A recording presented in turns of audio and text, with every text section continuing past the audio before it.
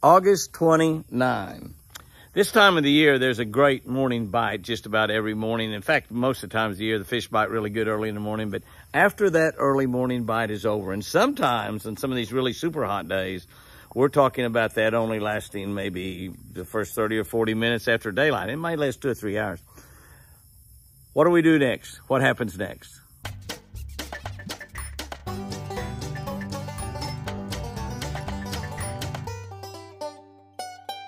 Good morning, guys and girls. Good morning. August 29. August 29, reading from a Catch a Better Life book on the Catch a Better Life channel. If you are not subscribed to this channel, subscribe to it right now on YouTube. Absolutely free. Doesn't cost anything. It will be the best channel you've ever subscribed to because it will change your life for the better. It's not about me. It's about you. August 29, we're looking at Jonah. You know Jonah and the big fish, Jonah and the whale. Wasn't necessarily a whale, but it probably was. Jonah 1:3. Jonah arose to flee to Tarshish from the presence of the Lord. Got up and ran from God. Basically, that's what that's saying.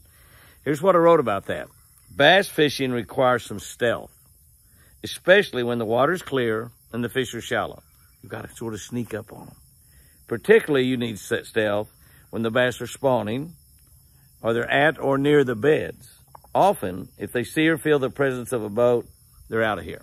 And you know what they do when they do that? They'll swim off and they'll get behind a boat dock piling, or they'll get right under a boat dock or around a brush pile or around some grass or something. They'll just stick one big old eyeball out and watch and see what's going on.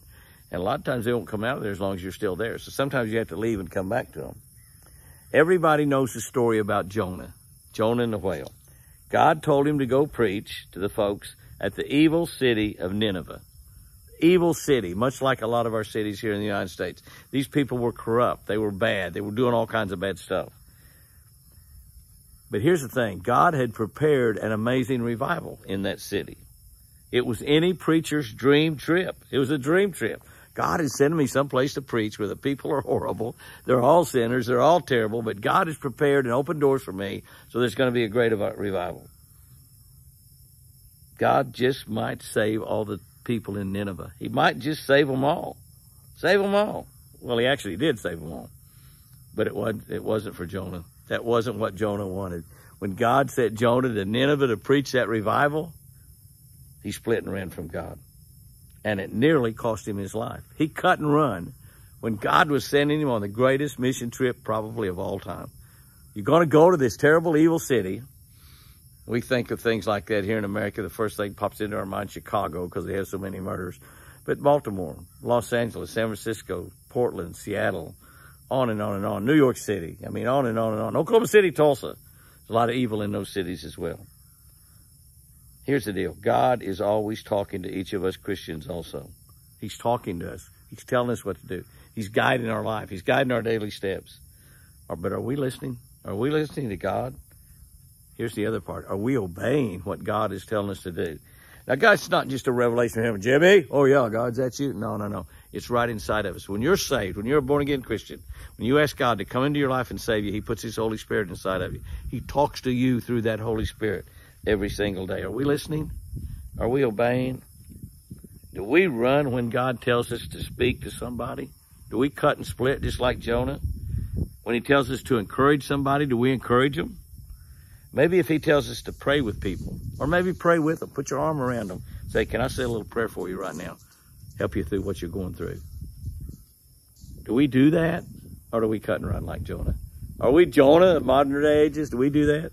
By golly, I know I've done it a lot of times. Not proud of that, ashamed of it, but I've done it. Why not take a minute or two next time you feel like running and obey God instead? Obey God instead. That's right. Incredible, amazing things will happen in your life and the person's life that God has led you to. Here's our tip for today. After that productive early morning, can't hardly read that, early morning bite is over. I got yellow on green there in this book, the Catch a Better Life book. You can get a copy of this book at jimmyeaston.com, by the way. After the early morning bite is over, don't be afraid to fish deeper. That's right, go deeper. Now, let me tell you, fish don't just go from being in shallow water down to 15 or 20 feet immediately. or 10 feet or whatever. They don't just do that immediately. They sort of, as that morning bite begins to wane off, and you can't catch them on a spinnerbait, or you can't catch them on a topwater bait. You can't catch them up in shallow water. They start moving to the deeper water, wherever they're going to spend the day. So you don't need to just go from shallow to deep. I was fishing with Roland Martin. I was fishing with Roland Martin just here last week. And he started with a topwater bait. He loves topwater bait. I started with a spinnerbait. He caught a couple smaller bass on a topwater bait. I caught a couple bigger bass on a spinnerbait, so we immediately fished a spinnerbait. We fished spinnerbaits, and for about 30 or 45 minutes, we whacked them. I mean, and good ones, nice ones too. And we'll have those on our Jimmy Houston Outdoors Fishing channel. If you're not subscribed to that channel, please go in there and subscribe to Jimmy Houston Outdoors Fishing. Also, Roland Martin Fishing as well. He's got a nice YouTube channel, about 180,000 people on there, a lot of them. But you'll be seeing some of that on there. We caught them on spinnerbaits. When that spinnerbait bite slowed down a little bit, instead of going immediately to deeper water, I went to crankbaits. I started throwing a crankbait, intermediate crankbait that'd run 8 foot deep, 8 foot deep. Now, the thermocline was down at 15 or 16 foot, so these fish are going to go down and be right above the thermocline. Started fishing that crankbait in 18 foot of water and started whacking them on the crankbait. Roland picked up a crankbait and caught a few as well. Once that bite slowed down a little bit, we moved down to plastic worms fishing down in that 12 to 16 foot range. That is absolutely a perfect textbook thing of what you need to do. You can fish shallow earlier, right after daylight. We was out there right when the daylight. And then you start moving a little bit deeper and then a little bit deeper and move down to the depth that you think. Now, that depth in our situation, because the thermocline was 16 foot, it might be 20 or 25 foot, 30 foot, I don't know. Particularly some of these river lakes where they're pulling current to create energy, to create electricity. So, but anyway, move deeper, in gradual increments as that morning goes on. And eventually, maybe 10 or 11 o'clock, you end up fishing down 15 or 20 foot deep, 15 or 20 foot deep. Guys and girls, go out there and have your great one today.